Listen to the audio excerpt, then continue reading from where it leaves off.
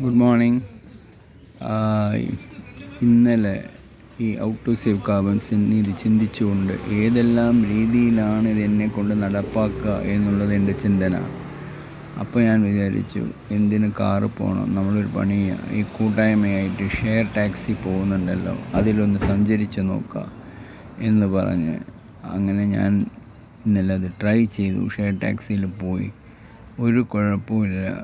എൻ്റെ പേപ്പറും വായിച്ച് ഞാൻ കമ്പനിയിലെത്തിയപ്പോൾ എൻ്റെ പേപ്പർ വായനയും കഴിഞ്ഞു. ഞാൻ സ്ഥലത്തും എത്തി. ഞാനൊന്നുമേ അറിഞ്ഞില്ല. വണ്ടിയിൽ യാത്ര ചെയ്തപ്പോൾ നിരവധി പേരുകൾ കയറുന്നു, ഇറങ്ങുന്നു. ഒരു ഡിസ്കംഫർട്ടും ഞാൻ ഫീൽ ചെയ്തില്ല. എനിക്കൊരു സന്തോഷമാണ് തോന്നിയത്. പലരും പലതും സംസാരിക്കുന്നതും പല കാര്യങ്ങൾ സംസാരിക്കുന്നതും നമുക്കും നമ്മുടെ ഈ ഔട്ട് ടു സേഫും കാർബൺസിന് അവർക്ക് മനസ്സിലാക്കി കൊടുക്കാനും കഴിഞ്ഞു. അങ്ങനെയെങ്കിൽ 2 പേർക്ക് ഈ പ്രയോജനകരമായ ഒരു ഇൻഫർമേഷൻ എനിക്ക് കൊടുക്കാൻ കഴിഞ്ഞത് ഞാൻ ഈ പബ്ലിക് ട്രാൻസ്പോർട്ട് ഉപയോഗിച്ച ഒരു സന്തോഷം എനിക്കുണ്ടായി. തിരിച്ചു വരുമ്പോൾ ഞാൻ വിചാരിച്ചു ഒന്ന് ബസ് ട്രൈ ചെയ്യാം.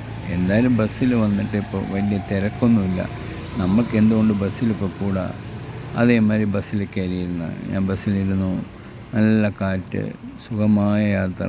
ഡ്രൈവർ വണ്ടി ഓടിക്കണു. ഞാൻ സ്ഥലം എത്തിയതേ അറിയുള്ളൂ. ഒന്ന് ഉറങ്ങിപ്പോയി. ഞാൻ സ്ഥലം എത്തിയതേ അറിഞ്ഞുള്ളൂ.